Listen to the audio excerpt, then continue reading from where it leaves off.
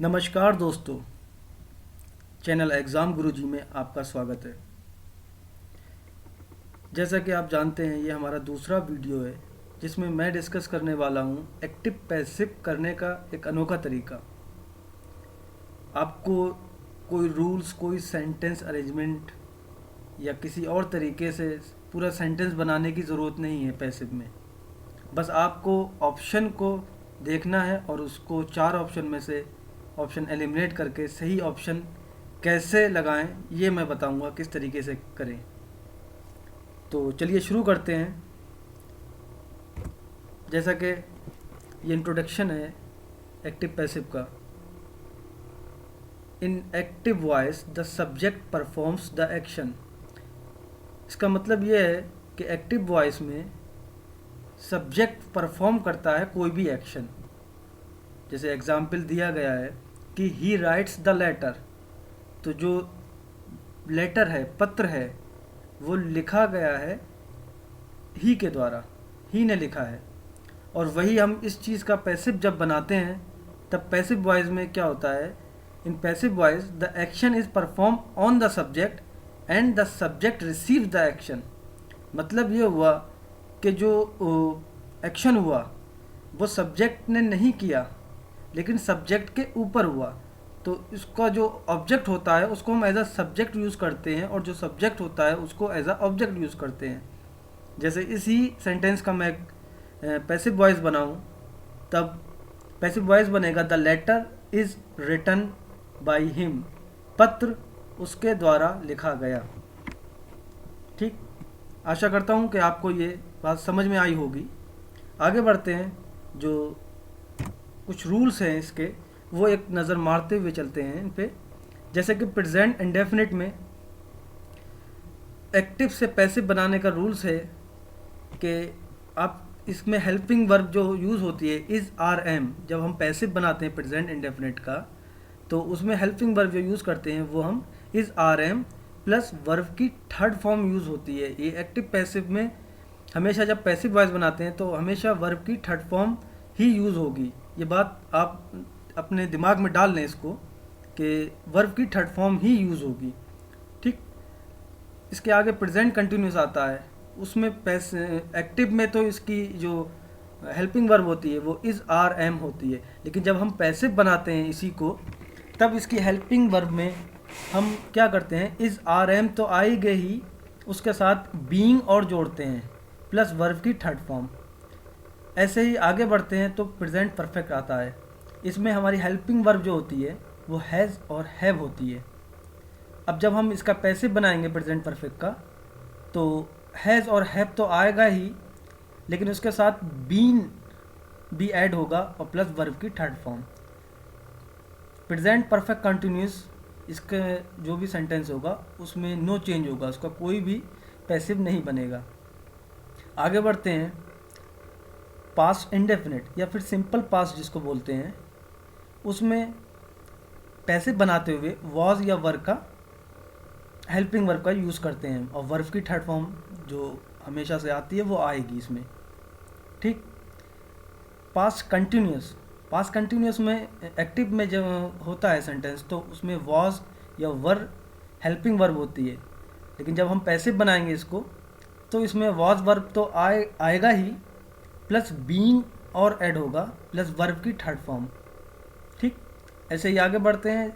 इसमें past perfect, जिसमें helping verb active voice में हैड होती है, लेकिन जब हम इसका पैसिव बनाएंगे तब हैड प्लस बीन कर देंगे हेल्पिंग वर्ब में। और पास्ट परफेक्ट कंटिन्यूस का कोई भी पैसिव नहीं बनता, इसका नो चेंज रहेगा। आगे बढ़ते हैं।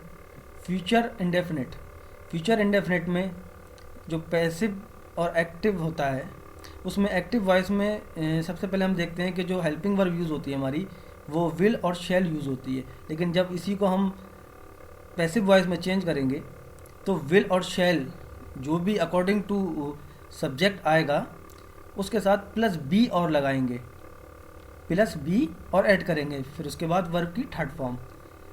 फ्यूचर कंटिन्यूस, इसमें नो चेंज होगा, इसका कोई भी पैसिव नहीं बनेगा। और इसके बाद आता है फ्यूचर परफेक्ट। इसमें एक्टिव वॉइस में हमारी जो हेल्पिंग वर्ब होती है वो हैव, विल हैव होती है, ठीक, विल हैव, शैल हैव। तो जब हम इसको पैसिव बनाएंगे तो विल या शैल जो भी अकॉर्डिंग टू सब्जेक्ट होगा, ठीक, और उसमें हैव जो पहले से है ही प्लस बीन और जुड़ेगा और वर्ब की थर्ड फॉर्म यूज़ होगी। इसके बाद आता है फ्यूचर परफेक्ट कंटिन्यूस, जिसमें फिर से कोई नो चेंज, इसका कोई पैसिव नहीं बनता। तो हमने एक रूल्स देखे जो सेंटेंस के अकॉर्डिंग है, उसमें हमने देखा कि 4 जो सेंटेंस हैं उनका पैसिव वॉइस नहीं बनता है और 8 का बनता है, ठीक। आशा करता हूँ कि आपको इतनी बात समझ आई होगी। आगे बढ़ते हैं। कुछ मॉडल वर्ब हैं जिनको पैसिव बनाते हुए हम क्या यूज़ करते हैं वो एक बार और देख लीजिए।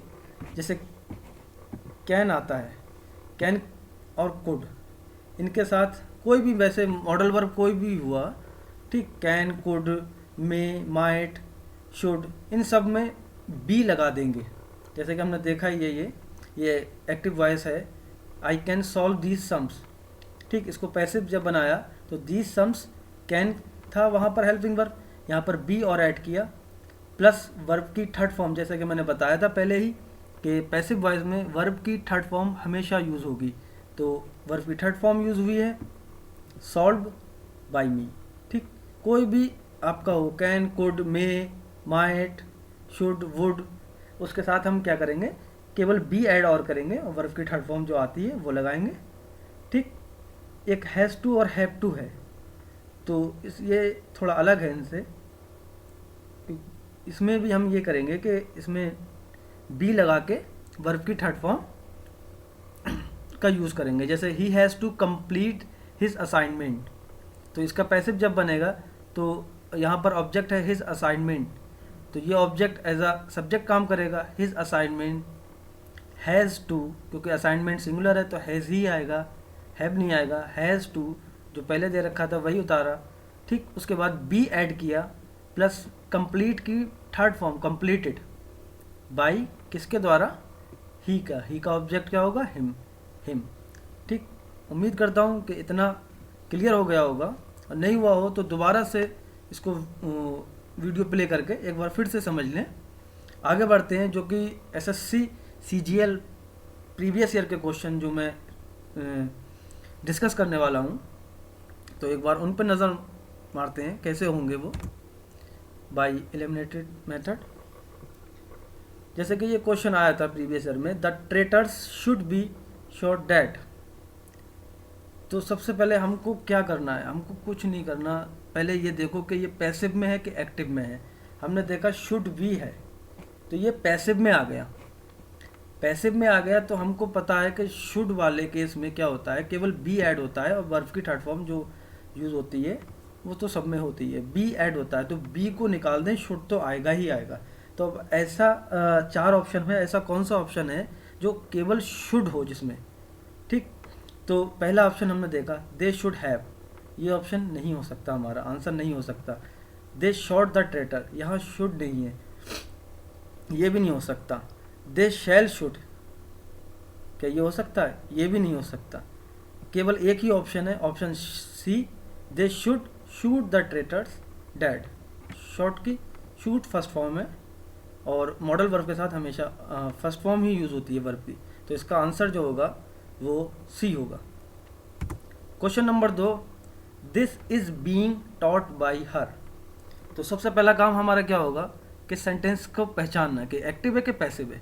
हमने देखा इज बीइंग, इज बीइंग आया है, तो इज बीइंग किस में आता है, प्रेजेंट कंटिन्यूअस के पैसिव वॉइस में।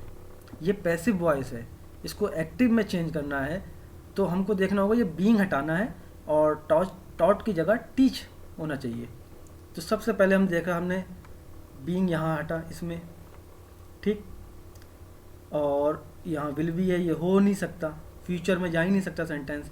यहाँ मॉडल वर्ब आ गई कैन, यहाँ हैज़ आ गया हैज़ टू, तो ये हो नहीं सकता। एक ही ऑप्शन है शी इज़ टीचिंग दिस, तो आपका जो आंसर होगा वो करेक्ट आंसर ए होगा, ठीक। आगे बढ़ते हैं।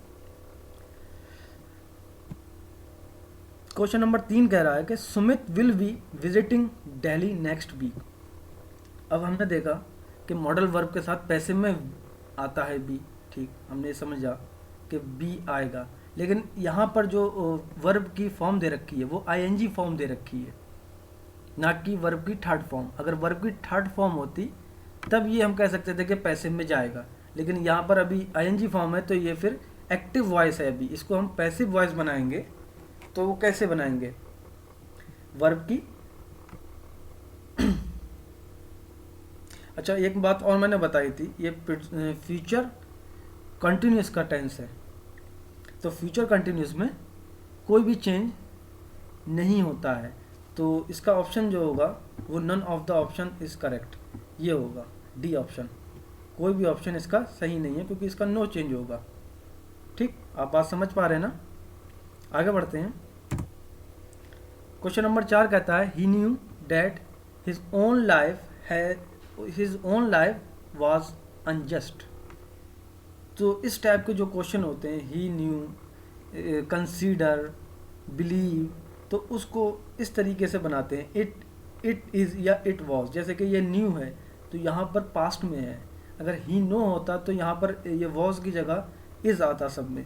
यहाँ न्यू है तो इसलिए वॉज आया, तो it was known, it was known. 4 option हमने देख लिए, इट वाज नोन से हैं।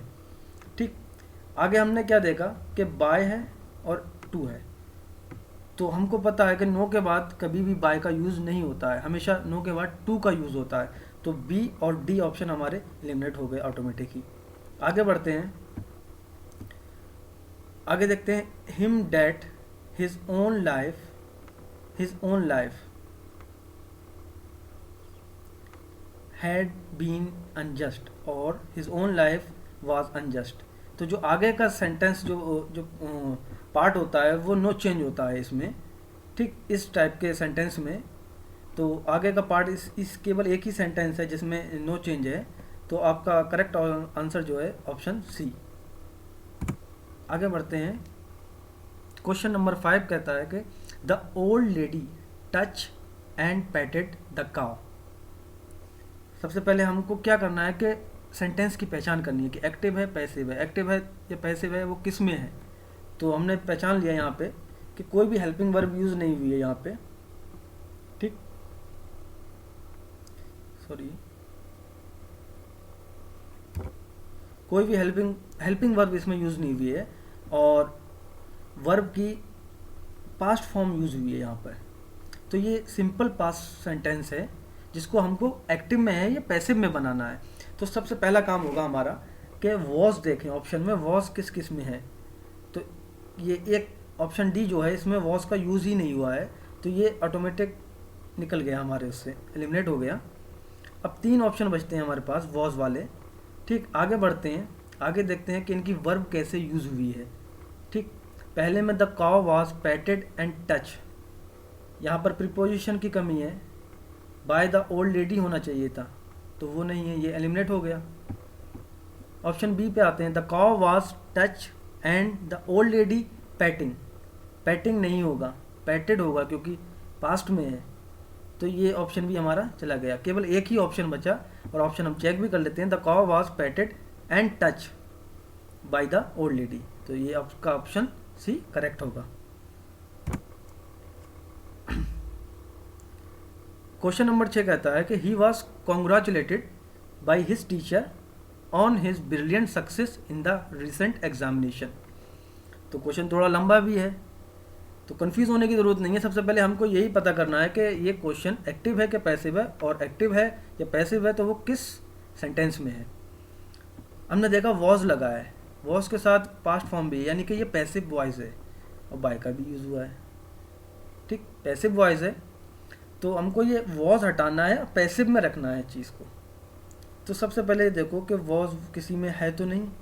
अच्छा, ऑप्शन डी देखो, हिज टीचर कॉन्ग्रेचुलेटेड हिम, उसके टीचर ने उसको मुबारकबाद दी, लेकिन किस बात की दी ये इसमें कुछ है ही नहीं। हमारे सेंटेंस में तो पूरा क्लियर है कि उसकी ब्रिलियंट सक्सेस, और वो भी किस में, रिसेंट एग्जामिनेशन में, तो ये ऑटोमेटिक हट गया। फिर सी ऑप्शन कह रहा है his teacher congratulated him on his success. On his success किस में सक्सेस, सक्सेस उसको किस चीज़ में मिली है, इन द रिसेंट एग्जामिनेशन, तो ये मेंशन ही नहीं है इसमें, ये भी निकल गया। बच्चे दो ऑप्शन आपके, पहला बी ऑप्शन चेक करते हैं, his teacher congratulated him for his success in the examination. Congratulated के बाद हमेशा ऑन आता है, ठीक, तो ये प्रीपोजिशन जो है वो गलत यूज़ हुआ है यहाँ पे, तो ये ऑप्शन भी नहीं आएगा। ऑप्शन एक ही बचा जो ए है और वो सही होगा, हम उसको चेक भी कर लेते हैं। His teacher congratulated on his brilliant success in the recent examination. Question सही है, सही फ्रेमिंग है, सही प्रीपोजिशन यूज हुआ है, आपका आंसर भी ए होगा। आगे बढ़ते हैं। Question number 7, people speak English all over the world. हमने देखा कि ये एक्टिव वॉइस में है और सिंपल इंडेफिनिट या फिर प्रेजेंट इंडेफिनिट जिसे बोलते हैं उसमें है, और उसकी हेल्पिंग वर्ब पैसिव वॉइस में इज आर एम यूज होती है प्लस वर्ब की थर्ड फॉर्म।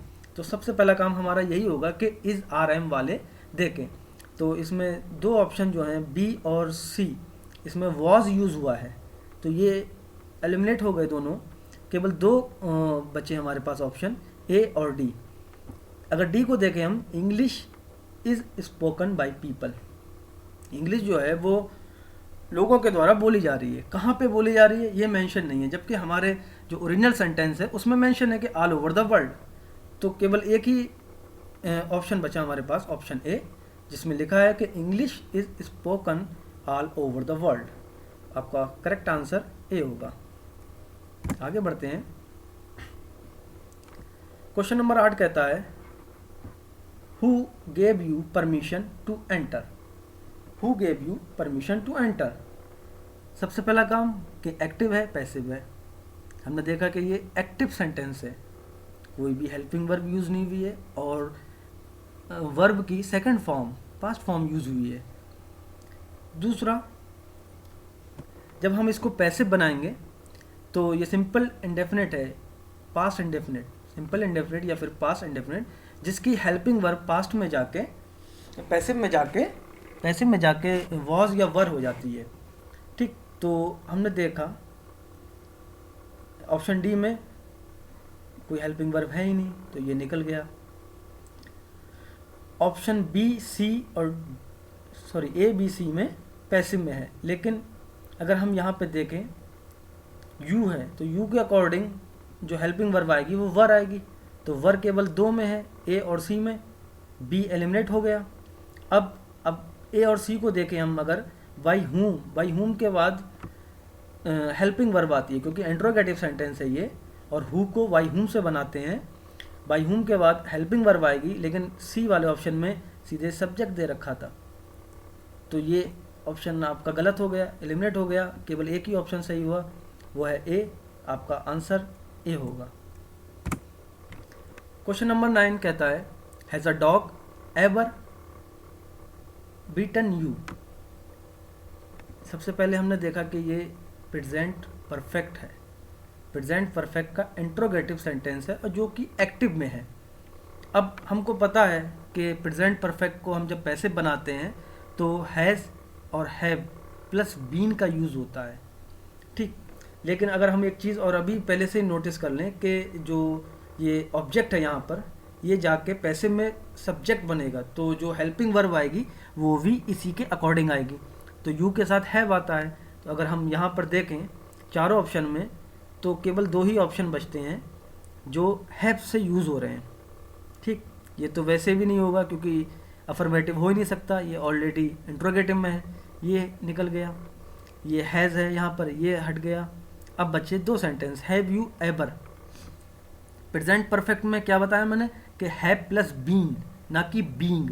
यहाँ पर ऑप्शन डी में जो है बीइंग का यूज़ हुआ है, बीइंग बीटन, तो ये ऑप्शन एलिमिनेट हो गया, केवल एक ही ऑप्शन बचा, option B, have you ever been beaten by a dog. Option B आपका करेक्ट आंसर होगा।